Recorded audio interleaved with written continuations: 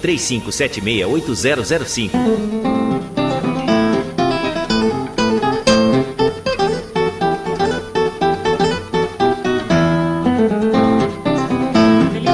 Agora são 11 horas e 47 minutos. Confira as grandes ofertas que você só encontra no Super Real para esta quarta-feira verde. Agulha, músculo e peito bovino, R$ 7,99 o quilo, Dante. Laranja, R$ 1,39 e a batata Monalisa e a banana Cabotiá, R$ 1,88. Quarta-feira verde é só no Super Real, onde o importante é você. Na rua Ernesto Gayer, 835, o telefone é 3577-1203 em Três Lagoas. Um grande abraço lá para o seu Everaldo, para o timaço do seu Everaldo. O Bonato ligou aqui e disse que ontem nós não que ele publicou na Gazeta, na nossa querida Gazetinha do Iguaçu, a Gazeta do Iguaçu, do Bonato, e ele disse que nós não falamos qualquer coisa, que a Gazeta não trazia notícia a respeito da troca do ministro da Justiça. Não foi isso que nós falamos, Bonato. É que por qualquer razão não foi anotado aqui no script a manchete da Gazetinha. Mas vamos lá. Até porque a gente não cobraria da Gazeta a informação da troca do ministro, né? Porque nós estamos aqui na fronteira, nós estamos no começo do Brasil, né? Estão bem longe. Até chegar aqui, Folha de São Paulo. Vai passar primeiro para a Folha, para a Globo e outras tantas. A discussão, e até tem o doutor Alain, por exemplo, o doutor Alain Weston, que é advogado e ouve o programa. Um abraço, doutor Alain, obrigado pela audiência.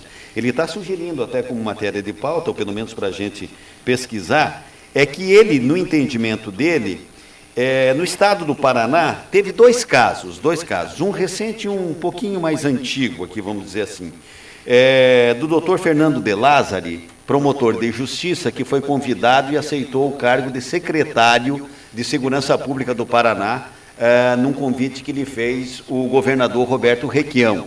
E aí ele teve com a corregedoria do Ministério Público e dos órgãos, dos departamentos ali do Ministério Público, dizendo o seguinte: olha, você volta para o trabalho no Ministério Público, reassume as suas funções de promotor, ou você pede a exoneração do cargo. E aquilo teve discussões e foi parar nas barras do tribunal e tal, e hoje o doutor De Lázari, ele é assessor direto, não sei se chefe de gabinete, mas assessor direto do senador Roberto Requião, não faz parte mais dos quadros do Ministério Público. Não sei se terminou a demanda jurídica por conta disso. E um bem recente, é que eu me lembro, daí não no Ministério Público, mas da Polícia Federal, é que o doutor Iegas, que inclusive foi o delegado titular aqui da Polícia Federal, foi convidado pelo governador Beto Richa para assumir o cargo de secretário de Segurança, e a Polícia Federal disse o seguinte: meu querido, o senhor é delegado de polícia, nós estamos precisando de delegado de polícia, e se o senhor for para ser secretário de Estado, o senhor faz uma opção, né? E o senhor deixa o cargo. Quer dizer, em outras palavras, foi isso, e aí o doutor Iegas, claro, preferiu ficar, então, na condição de delegado e não assumiu o cargo de secretário. Por que eu estou dizendo isso? Que o doutor Wellington César Lima e Silva, que é baiano e que foi convidado pela presidente Dilma para assumir o cargo de ministro da Justiça, está sendo questionado se é legal ou não. Legal, tenho certeza que é. Legal é. Aí o que ele pode ter é uma implicância administrativa com o Ministério Público da Bahia, que pode dizer para ele: você fica ministro ou você fica promotor de justiça. Agora, a legalidade dele assumir, porque ontem eu vi até algum congressista, Neto, dizer o seguinte: é ilegal que ele assuma. Não é ilegal. Ilegal não tem essa ilegalidade.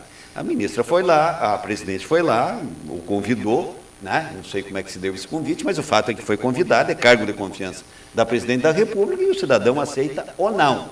Se ele é da iniciativa privada, se ele é funcionário público e a que órgão pertence, ele vai se virar lá do seu modo. Estou correto, deputado Newton? Né? Assina embaixo sem direito a aparecer. Tá certo, então. 11h51. Newton, obrigado pela tua presença aqui na Rádio Cultura, e nós temos mais uma vez esse programa que eu acho maravilhoso mesmo, porque vocês aí da Itaipu Nacional, dentre alguns programas que vocês desenvolvem, que são dignos de reconhecimento. Esse Cultivando Água Boa encanta aqui, encanta lá fora, encanta no mundo velho, enfim. E agora 17 e 18, mais uma edição do Cultivando Água Boa. Bom, primeiro agradeço as manifestações e felizmente nós criamos o programa em 2003 e um dos pilares do programa está exatamente em todo ano fazer avaliação. E nós tínhamos uma certa dificuldade, e até por um entendimento com a ONU Água, Década Água, de transferir a avaliação de 2015, já que nós teríamos em novembro sempre a edição, para agora março, aproveitando que é o mês da água, e tem a Semana da Água e o Dia Mundial da Água. E as águas de março do Tom Jobim. Isso, que devido às mudanças climáticas já não encerram o verão, né? Elas antes fechavam o verão, né? Aliás, a prodigalidade que tem a criação das nossas sábios compositores, né? Veja que a premonição do nosso homem enfim, lá do Baião, né? Quando ele disse, um dia o sertão vai vir a mar. É assim como se fosse uma música que tem uma inspiração, evidentemente, em algumas poesias escritas antigas, mas a mudança climática é que os oceanos estão aumentando, pelo degelo aumentando as águas, com risco em muitos lugares do mundo hoje já. Bom, voltando. Então, em março nós vamos ter essa edição, 17 e 18, e principalmente por um dado, é que a gente não só faz avaliação, como a gente, em outras palavras, oxigena também o próprio programa. Então nós vamos ter representantes de todos os municípios, de todos os programas, e também nós vamos ter algumas lideranças e representações de vários países que vêm, que nós vamos ter um encontro no dia 16 à tarde, sobre a rede global de boas práticas na gestão da água, que é já um legado do prêmio que nós recebemos da ONU Água. Nós tivemos uma sugestão da ONU Água, Década Água e da Unesco de que pudéssemos ajudar a construir uma rede. Então, todos os premiados pela ONU Água durante 10 anos vão estar no início nessa rede de boas práticas. Então, como vai estar em várias línguas, se alguém mora na Índia e quiser conhecer o Cultivando Água Boa e saber como é que reaplica passo a passo, essa rede vai ter isso tudo. E, ao mesmo tempo, vamos ter alguns cursos de capacitação, de reaplicação, à distância pela internet. Em outras palavras, então, nós vamos ter esse grande legado de que o Cultivando Água Boa teve a premiação, mas agora vai fazer parte de uma rede, e essa rede vai estar disponível para qualquer país do mundo, dentro de todos os países que fazem parte da ONU. Antes dos demais colegas aqui perguntar alguma coisa para você, Nilton, deixa eu fazer aqui um parêntese. O Samek esteve aqui há algum tempo, há um mês e tanto, e o presidente da Itaipu Nacional, e o Samek disse o seguinte, que ele esteve num encontro, uma palestra, ele era o palestrante, enfim, tinha voz naquele momento, onde que era mesmo, que ele fala do problema de Minas Gerais, da represa lá que estourou. Lá de Mariana, que estourou a represa lá da Vale, enfim, ou da empresa coligada à Vale. E aí disse o Samek o seguinte, olha, se vocês estivessem mais perto do Paraná, mais perto da Itaipu Nacional, essa lama já estava virando tijolo, já estava virando alguma coisa. Teve gente que virou bico e tal, e ficou bicuda e tal, mas que é uma realidade. Por que eu digo isso? O Samek disse que essa, como é que chama, essa represa de dejetos, se fosse na Itaipu, ela não... Como é que é o nome lá, Júlio? Mariana. É Mariana mesmo, né? É Mariana, no distrito de Mariana. Essa represa, se fosse aqui, em Itaipu, com o PTI, ela não existiria porque o PTI transformaria tudo isso em tijolos, em outros materiais, e não existiria essa barragem. Tá, mas o que eu quero dizer é o seguinte, quando a gente vê um problema, assim, né, o Cultivando Água Boa, a gente vê, agora, semana passada, São Paulo, as tardes cobertas de água, de metro em relação ao asfalto. Claro, todo mundo viu isso. E o que você vê de lixo, o que você vê de lixo, o que você vê de lixo, e lixo, e lixo, e mais lixo, e aí gente sendo arrastada pela sarjeta, e carro indo embora, e prejuízo. Bom, aí tem várias causas. Mas quando que eu gostaria, assim, Nilton, nós aqui, nós não temos mais dificuldade de entender o Cultivando Água Boa. Tem alguns que ainda relutam e tal, mas de entender, eu acho que não tem dificuldade. Quando é que nós vamos irradiar isso para chegar numa metrópole como São Paulo e começar a ser praticado um Cultivando Água Boa por lá? Porque a Billings lá, que é uma das represas, não sei o quê, o Cantareira não sei o quê, e, enfim. Bom, eu acho que nós estamos, pela primeira vez, né, vamos dizer assim, na história do Brasil, a agenda da questão essencial da água entrou por causa da crise de São Paulo. Nós sempre achávamos que o problema da água estava no Nordeste e no semiárido. E nós todos, Sul Maravilha e tudo mais. E, de repente, quando o maior PIB da América Latina entra quase em colapso, porque a crise da água levou a tudo aquilo que já sabemos de São Paulo, ficou evidente de que uma das questões mais graves que lá aconteceram, das que já aconteceram, foi exatamente o descuido. Por exemplo, a Cantareira, toda vez que você via o noticiário, falava de quanto que tinha de água na Cantareira. A grande pergunta é quanto é que entrava na Cantareira. E só vai entrar mais água na Cantareira se você trabalhar não o pé. O corpo e a cabeça da Cantareira não está na Cantareira, está na bacia hidrográfica. Você tem que começar a recuperar as nascentes que vão formando pequenos rios e que vão formando outros rios maiores para chegar então na Cantareira. É a questão essencial. Por que nós fomos para a bacia hidrográfica em 2003? A essência do cultivo de água boa, quando começa em 2003, tem mudado a territorialidade da ação da Itaipu. Cuidar do reservatório, ótimo. Cuidar dos municípios lindeiros, bom. Mas isso tudo é pé. O corpo e a cabeça não estão aqui. O maior rio da região, São Francisco Verdadeiro, ele tem 11 nascentes dentro de Cascavel. É lá que você tem que começar. Então você tem um dado concreto, e aí a sua observação é lapidar, vamos dizer assim, é essencial. Se você não trabalha a complexidade, você quer trabalhar só os efeitos. E aí vou repetir. Por exemplo, para citar alguns detalhes. A Agência Nacional de Águas propôs a São Paulo, conversa inclusive com o secretário Benedito Braga, que adotasse o cultivão de água boa em todo o complexo da Cantareira. Isso já está proposto. Agora, como é que isso vai acontecer, sim ou não? Não sei. Nós fomos convidados e estivemos na reunião com todos os prefeitos de toda a região de Cantareira, na Bragança Paulista. E eles com problema, eles têm hoje 20%, 25% do PIB deles, da entrada de recursos deles, depende do turismo que lá existe. E nós participamos de um evento lá que era triste. O local que nós estávamos era num hotel, só que o hotel estava a 350 metros da água, quando antes o hotel se debruçava sobre a água. E o que a gente colocou para eles lá? Disse, olha, é uma ação que tem várias facetas, uma delas é recuperar as nascentes, outra é cuidar do solo, porque quando a água não penetra no solo, ou penetra muito pouco, o que ela acontece? Ela leva um monte de terra para os rios, vai assoreando e vai, evidentemente, diminuindo a quantidade de água. Por outro lado, outro exemplo, as estradas readequadas. Uma estrada readequada não é erosiva, ela não recebe a água da chuva, e não recebendo a água da chuva, o que acontece? A água penetra, melhora o lençol freático, vai melhorar o fornecimento de água para a Cantareira. Se melhorou o lençol freático acima da Cantareira. Se você, por exemplo, mata ciliar é uma bênção, assim como Deus nos colocou cílios para proteger os olhos, e as mulheres pintam os cílios, ficam mais lindas ainda. Os cílios vêm mata ciliar para proteger os cílios, os olhos d'água. Então, se você compreende que não é uma ação só, mas elas têm que acontecer, e aí tem a outra ponta. A outra ponta que é isso que também está colocado na sua manifestação. Quer dizer, e o lixo nosso de cada dia? Quanto é que ainda está indo para as ruas, das ruas entupindo bueiros, ou indo para o Tietê, ou indo para a Cantareira, etc, etc. Quanto é que nós temos que ter esse cuidado dos nossos resíduos? E aí eu completo apenas, porque poderia falar muito mais tempo sobre isso. Por exemplo, por que São Paulo não conseguiu adotar até hoje, e aí a falta de vontade e decisão política, com todas as letras, uma política de reuso?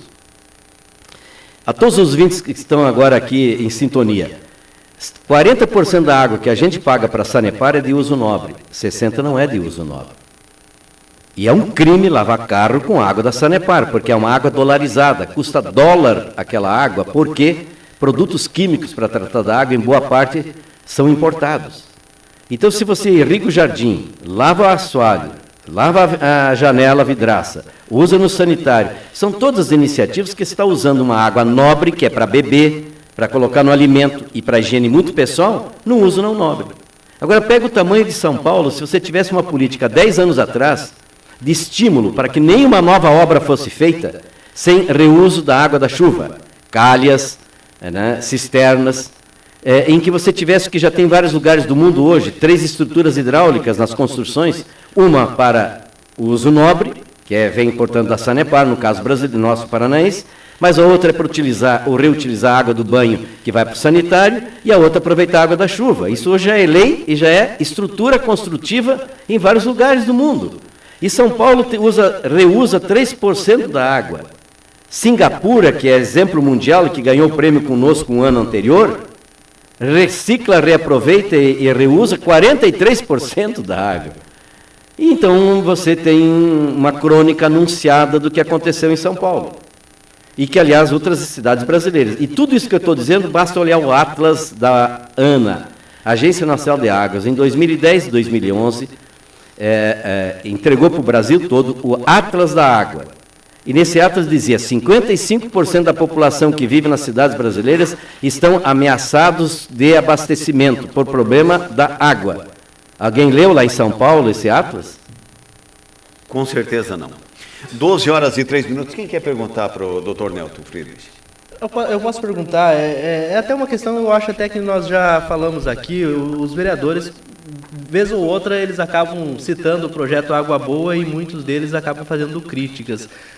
Diz que eles não conseguem ver o trabalho do projeto Água Boa aqui em Foz do Iguaçu. Qual é o trabalho que faz o projeto nos rios de Foz do Iguaçu?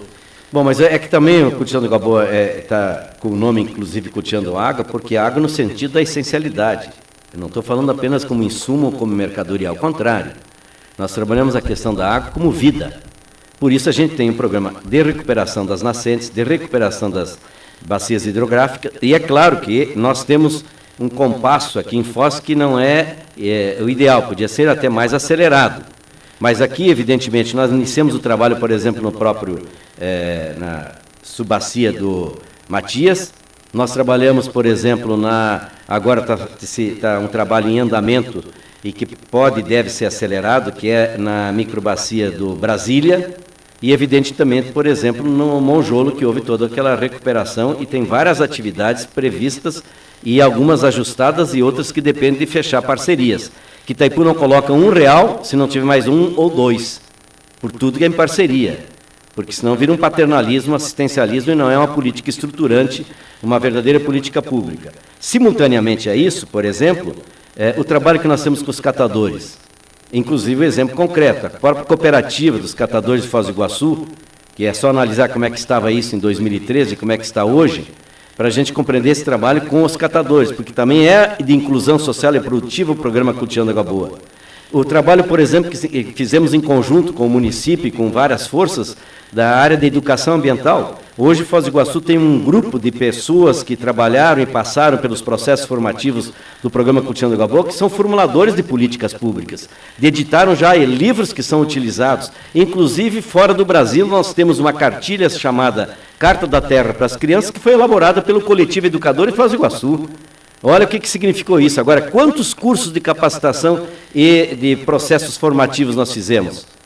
Estou falando hoje já mais de 15.400 pessoas em todos os 29 municípios que já passaram pelos processos formativos. Eu poderia falar do programa de plantas medicinais, que tem um trabalho interessantíssimo aqui, inclusive com a Anciens. Quem é que está, na verdade, com um convênio, inclusive, de motivação e desenvolvimento disso? O programa Cultivando Água Boa, Itaipu Binacional. Se eu pudesse analisar, por exemplo, o programa, inclusive, de merenda escolar, ou de produção orgânica, ou de agricultura familiar. Gente, nós temos considerado o melhor programa de merenda escolar, de produção local, de agricultura familiar, numa única região do Brasil. Nós estamos falando hoje de que quase 60% de toda a merenda escolar consumida nas escolas municipais dos 29 municípios é de produção local. Somada àquilo que é produção, às vezes, não só do município vizinho. Eu estou dizendo isso porque isso é um fenômeno no que diz respeito à movimentação de recursos nos municípios e na região, quando você sabe que o Brasil tem uma Argentina inteira que come merenda escolar todo dia. São 43 milhões de crianças. E o maior restaurante de Foz do Iguaçu não é nem do hotel nem da esquina, é da merenda escolar. São mais de 18 mil crianças que comem merenda escolar, e somando em todos os 29 municípios, estamos falando de mais de 110 mil crianças que comem todo dia. Ora, se nós já passamos da metade disso, que é de produção local, e é um dado concreto. Hoje nós temos municípios com 90% de merenda escolar produzida no município, tem município com 25%. Nós não temos como forçar que todos façam a aplicação de uma política pública que existe no Brasil. Agora, é fantástico o resultado, por isso a gente faz a cada 2 anos o concurso de pratos saudáveis das merendeiras dos 29 municípios da Bacia do Paraná 3. Por sinal, eu vou entregar aqui para o Nelson. Opa. O último livro do concurso de pratos saudáveis com as merendeiras das escolas. Inclusive com a participação de Foz e todos os municípios. O que é isso? É como é que a gente está trazendo as merendeiras para conectar que o melhor remédio é a boa alimentação. Então, isso movimenta toda a cadeia da agricultura familiar, repito, são 110 mil que comem todo dia nos 29 municípios, mas ao mesmo tempo a merendeira nunca foi olhada, era a tiazinha da merenda. Hoje ela é autora de livros de receitas saudáveis. Por quê? Porque nós verificamos que a melhor maneira de envolver as escolas e as famílias era tratar lá com quem está com a mão na massa, o chamado chão da fábrica, merendeira, direção da escola, nutricionista, aí o município e aí a cadeia produtiva da agricultura familiar. Então eu diria assim, eu não vou esgotar aqui, mas nós colocamos à disposição, inclusive da Câmara, para a gente historiar tudo que já foi feito, quanto que foi investido, os programas que estão em ação. Repito que são 20 programas dentro do programa Cultivando Água Boa. Um deles tem uma ligação mais direta com a água, mas todos têm conexões com a água, porque nada acontece sem água.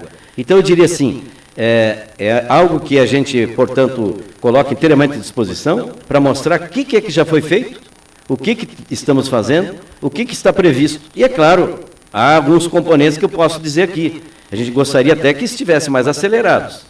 Eu tenho um município que nem Ouro Verde do Oeste, para não falar em grandes municípios. Ele tem uma arrecadação de R$1.100.000 reais por mês. Olha a arrecadação de Ouro Verde. Esse município de Ouro Verde está, prezados ouvintes, com 90% das microbacias recuperadas, está chegando a 100% das estradas readequadas e está com 90% das nascentes recuperadas. Era isso que eu queria te perguntar, Neuto, e daí a Natália pergunta. Então, o São Francisco, o Rio Toledo, do Piquiri para cá, todo mundo está sendo tratado? São 217 microbacias já recuperadas ou em fase de recuperação. Olha, que bacana. Com os convênios que nós temos hoje em andamento, nós estamos chegando a 1/3 das microbacias, nesses próximos 2 anos, vamos chegar a 1/3 de todas as microbacias já com ações ou fase final de recuperação dos passivos ambientais. O que é a recuperação dos passivos? Recuperar as nascentes, readequar as estradas, conservação de solo, plantio direto de qualidade, mata ciliar e outras práticas. Isso tudo, nós não vamos para uma outra microbacia sem recuperar aquela.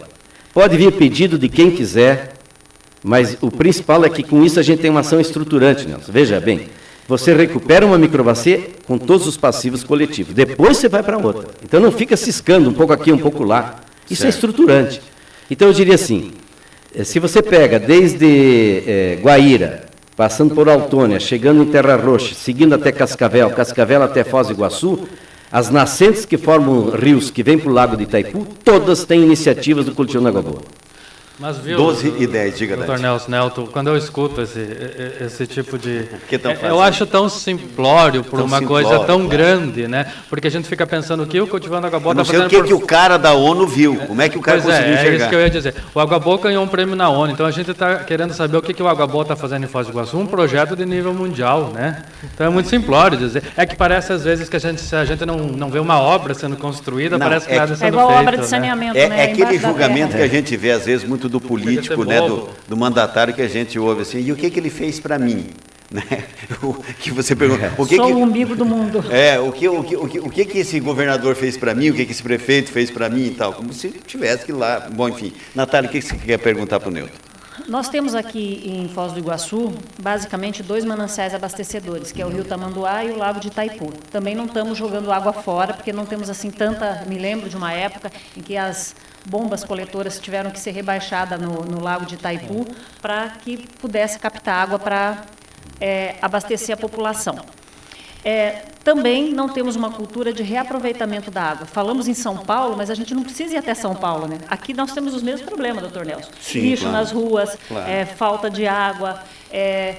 Essa proposta que foi feita para São Paulo, né, de reaproveitamento de água, nunca se chegou a falar com a Prefeitura de Foz do Iguaçu para que as novas obras também pudessem seguir esse padrão, que seria super importante? É muito boa essa colocação, porque senão a gente acaba esquecendo. Nós já estamos, nesse momento, no final de um convênio com 3 cisternas em escolas, aqui de Foz. Então, eu volto a dizer, Claro que às vezes o ritmo podia ser até um pouco mais acelerado. Porque a cisterna na escola, nós começamos nas escolas as cisternas, e eu vou dizer por quê. É interessante, nós recebemos aí alguns prefeitos, isso há 6 anos atrás, que começaram a trazer o problema do estresse hídrico. Momentos do ano em que você tem hoje seca complicada na região. Isso é, alguns mais, outros menos, mas todos os municípios estão vivendo estresse hídrico, isso é sinal das mudanças climáticas. Nós não tínhamos esses problemas na região. A região tem em média 1.900 milímetros de precipitação de chuva por ano. Isso a Espanha toda tem 350 milímetros por ano, é a média.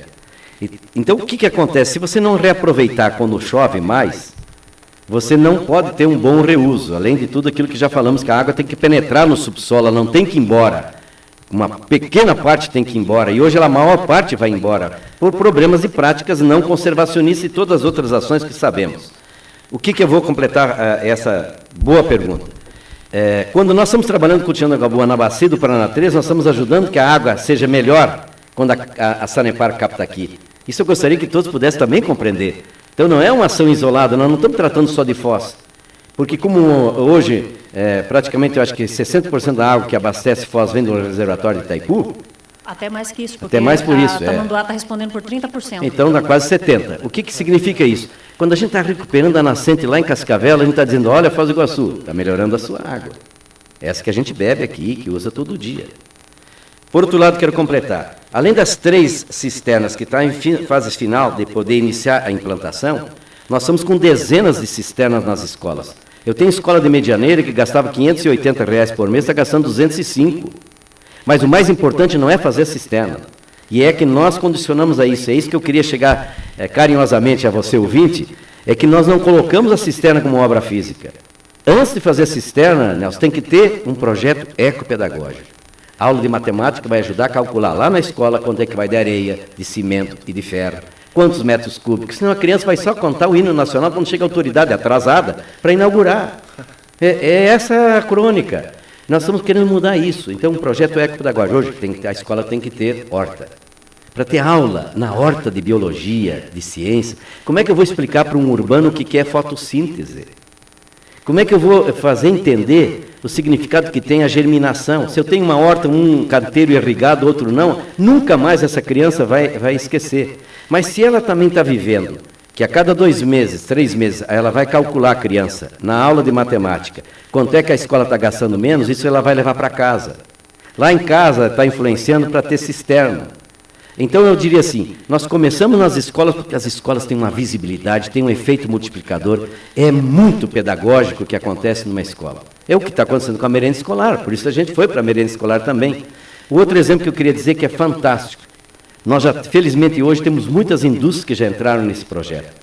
Nós temos frigorífico aqui que 70% da água hoje é de reuso, quando nós começamos era 0%.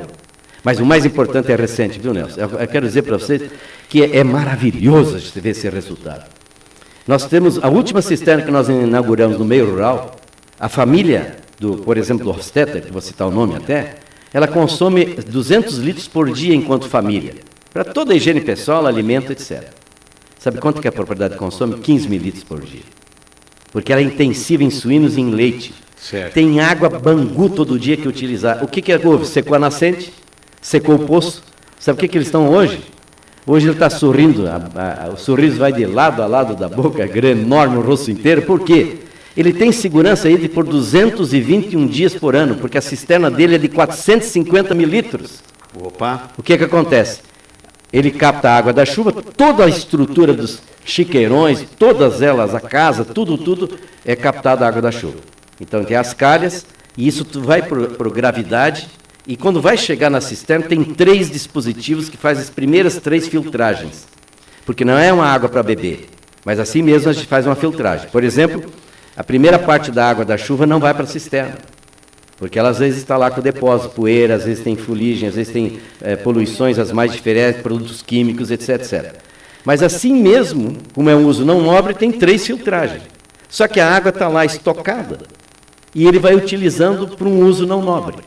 É utilizado algum produto químico para conservar essa água? Não essa filtragem ela tem uma construção muito da natureza, porque você utiliza muito mais pedra britada, areia, você tem uma possibilidade, aliás, inclusive para o uso até para outros fins, se você utiliza um consórcio de solo-cimento, de pedra britada, etc., e também da macrófita, essas plantas aquáticas, se você tem um bom manejo, a planta ela vive da poluição que tem dentro da água, só que ela tira oxigênio, porque ela é abundante, ela procria bastante, vamos assim dizer. E aí o que apodrece dentro da água. Então, um dos maiores problemas, quando você vê, às vezes, aquelas plantas aquáticas, que coisa bonita, bonita não, é complicado, porque mostra que a água está poluída, ela se alimenta disso, só que ela tira muito oxigênio da água, diminui a possibilidade de peixe e outras vidas na água, e, ao mesmo tempo, ela apodrece lá dentro da água e vai contaminar.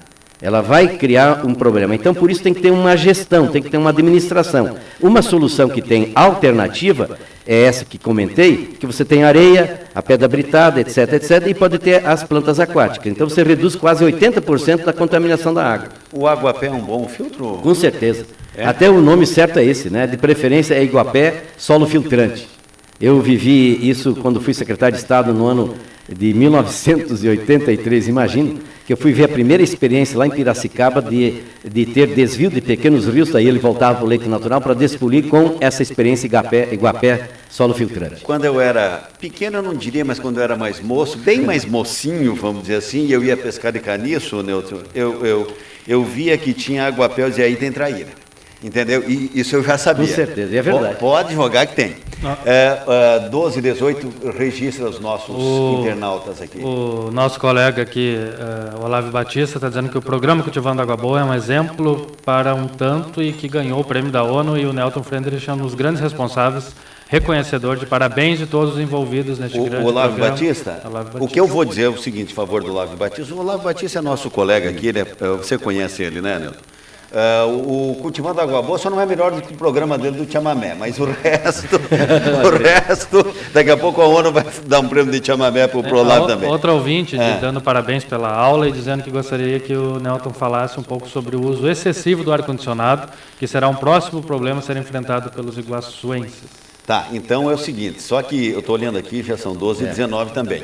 Ô Júlio, você quer perguntar alguma coisa? Não, eu queria aproveitar, né, porque hoje, como o senhor já falou, as mudanças climáticas estão acontecendo aí toda hora. E é claro que esses projetos, eles auxiliam muito, né, a recuperação de bacias e tudo mais, mas com certeza, se a população também fizer a sua parte todos os dias, não poluindo os rios, né, utilizando aí meios mais orgânicos e também aproveitando, sendo mais ecológico, digamos assim, né, muitos desses problemas não existiriam, né? A gente vê no Tietê, por exemplo, todo dia dos objetos mais variados, desde um papelzinho de bala até um sofá, um guarda-roupa sendo pegado no rio. Que trabalhos que podem ser realizados em nível nacional para a conscientização do pessoal que já tem uma certa idade para não poluir e também já educando a nova geração, as crianças aí, para participarem dessa revolução, digamos assim, ecológica. Bom, nós temos que mudar muito a cultura. Eu vou dar um exemplo concreto. Isso aconteceu com meu avô. Quer dizer,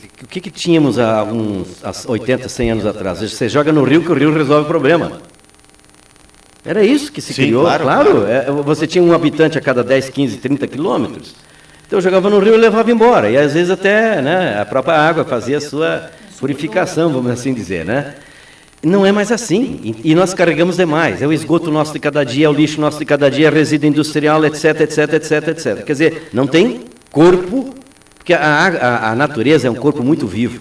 Ela tem que descansar, ela tem que beber porque tem que chover para produzir, ela tem que adubar para poder, então ela tem que comer. É igualzinho o corpo humano. Bom, voltando. Primeira grande questão é mudar essa cultura. E a mudança dessa cultura é evidente que ela não é só pela escola, me permitam dizer, hein? A escola é decisiva, as crianças hoje estão muito mais avançadas nisso, elas estão corrigindo os próprios pais muitas vezes. O que nós temos que trabalhar é a educação formal, que é na escola, mas a educação não formal, que é o adulto. Uma criança que está com 8 anos para ser diretor de Itaipu, quem sabe vai levar 40 anos. Como é que nós vamos estar um planeta aqui há 40 anos? Vamos parar com esse negócio de transferir para as crianças a solução do planeta. Então isso implica em educação formal, não formal e difusa e também educomunicação. Desculpa eu dizer com toda sinceridade, é isso que nós estamos conversando aqui, é uma aula de educomunicação. É educomunicação, olha o poder dos meios de comunicação. Tem ouvinte dizendo exatamente isso aqui, né?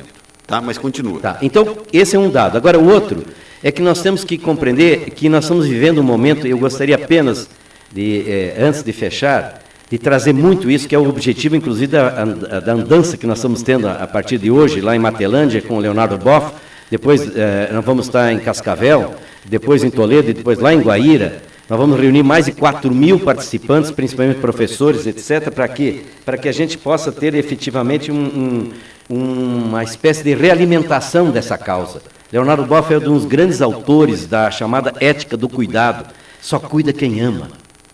Agora, para cuidar, tem que aprender e reaprender a amar.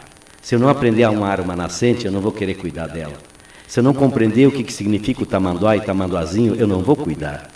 Eu tenho que compreender que nós temos que reconstruir a amorosidade entre os humanos e dos humanos com a natureza. E isso implica, por exemplo, em a gente ter pilares como este. Quando nós criamos o Cultivando Água Boa, nós trouxemos para dentro do programa alguns documentos planetários como a Carta da Terra e algumas figuras. Quem fez a aula inaugural, a palestra inaugural do Cultivando Água Boa foi o Leonardo Boff, que é uma das figuras com mais de 90 livros editados e que contribuiu muito para a própria encíclica papal. Tem muito da letra dele lá. Agora, um detalhe. Voltando então. O Brasil está num momento, por exemplo, em que nós estivemos na Paris 21, na grande conferência dos países, e pela primeira vez na história dos países, depois de 3 anos de negociação, todos os países que fazem parte da ONU apresentaram metas para diminuir a emissão dos gases de efeito estufa, para diminuir o calor da Terra. O Brasil levou as suas metas, para citar apenas aqui para os ouvintes terem uma ideia. E isso depois de consultar empresas, indústrias, seja o que for, e também a sociedade civil e os governos. Então, até o ano 2025, o Brasil tem que reduzir 37% das metas.